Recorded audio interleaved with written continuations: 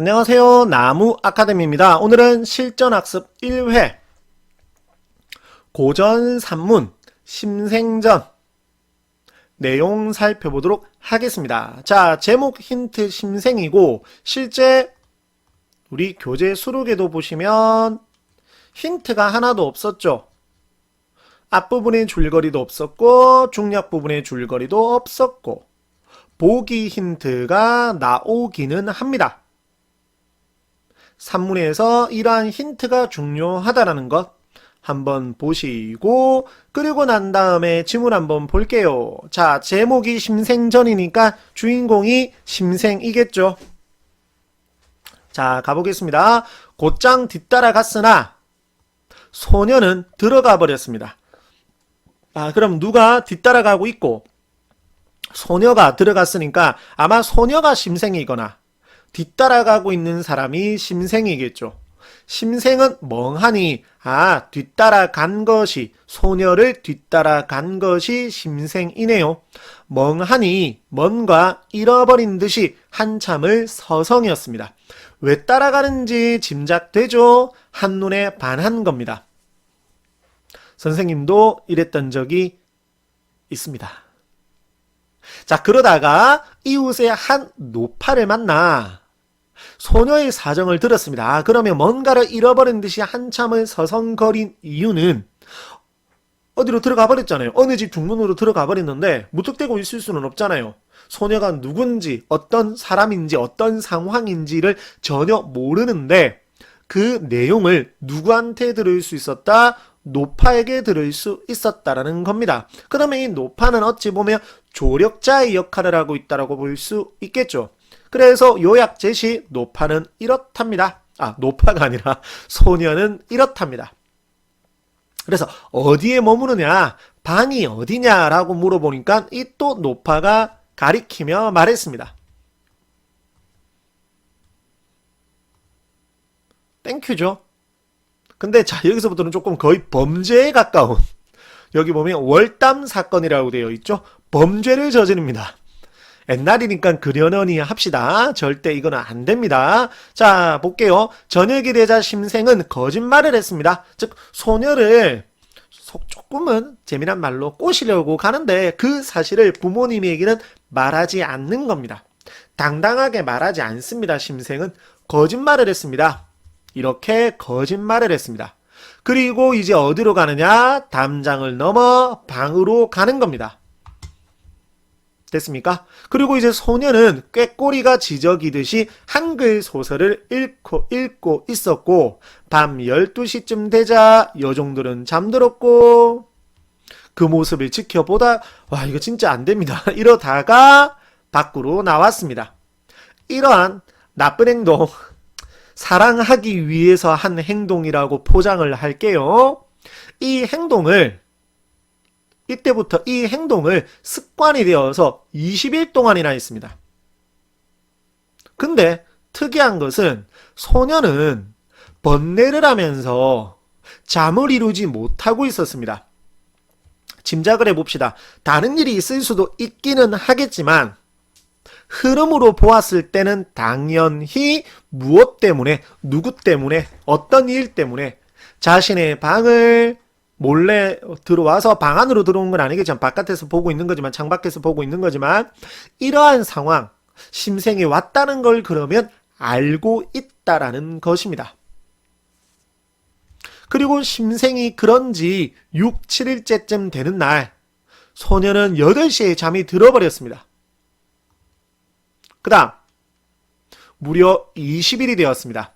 갑자기 벽을 따라 돌아 나와 심생이 앉아있는 자리에 나타났습니다. 그러면 아마 소녀는 심생이 어디에 앉아있는지를 이미 알고 있었다라는 거죠.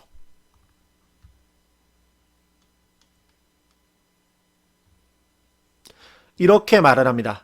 뭐라고 말을 했느냐? 뒷부분만 볼게요. 제 말대로 하시면 저쪽 뒷문을 열고 낭군을 맞이할게요. 손을 조금 놓아주세요 라고 했습니다. 즉 심생을 속이는 겁니다. 심생이 손을 놓지 않을 것 같으니 내가 당신을 받아들일 테니까 이 손을 조금 뭐 해달라? 놓아달라라고 한 겁니다. 그래서 좋다라고 해서 심생은 손을 놓았는데 갑자기 소녀는 자물쇠를 가지고 와라라고 하고 자물쇠를 소녀가 채워버렸습니다. 그러면 이러한 행동에 담겨있는 의미는 누가 봐도 상식적으로 자신에 대한 심생의 마음을 받아들이지 않겠다. 나는 당신의 마음을 받아들일 수 없다. 라는 거죠.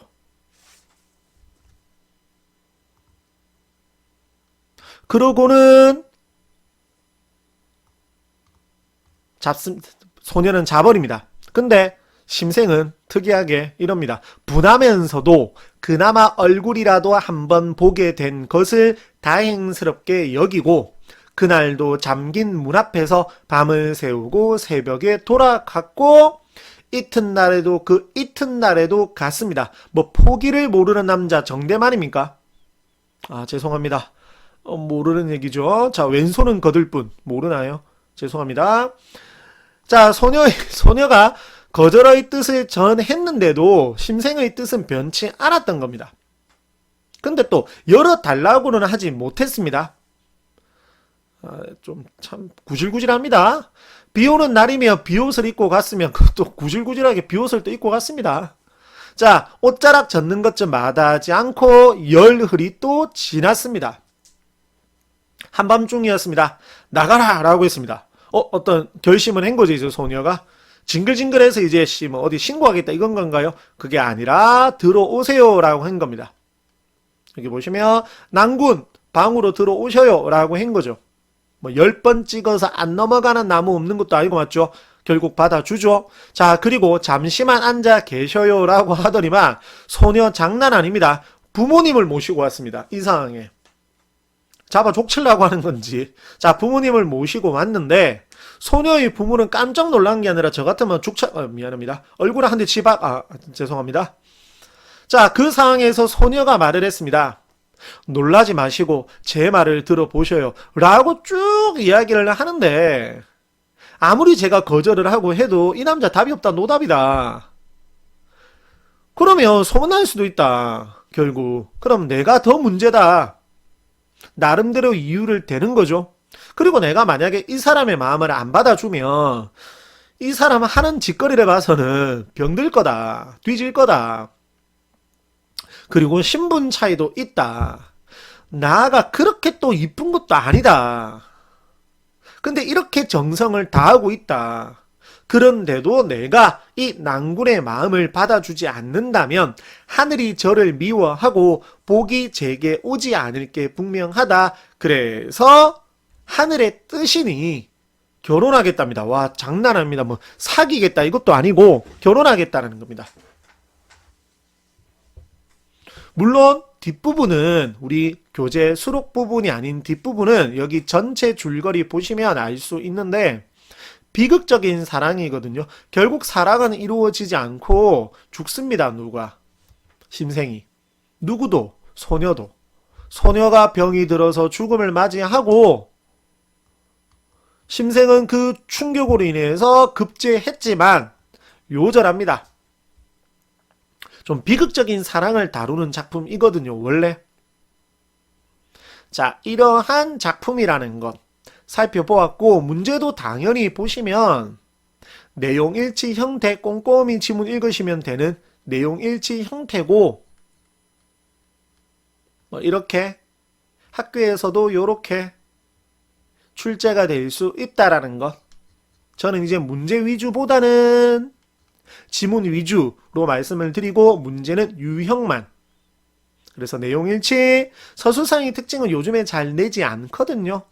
잘 내지는 않습니다. 뭐 거의 없죠. 전부 다 내용 일치입니다. 하나 있네요. 이렇게 표현상의 특징, 서술상의 특징이라는 말이 더 좋을 것 같기는 한데 그 다음에 여기 있는 어휘 문제, 뭐 사자성어든 단어 뜻이든 속담이든 어휘 문제 이런 식으로도 출제가 가능하겠습니다. 오늘도 긴 영상 10분에 달하는 긴 영상 시청하신다고 고생하셨고 얼마 안 있으면 있을 중간고사 대박 나시기를 바랍니다. 대박 났어요.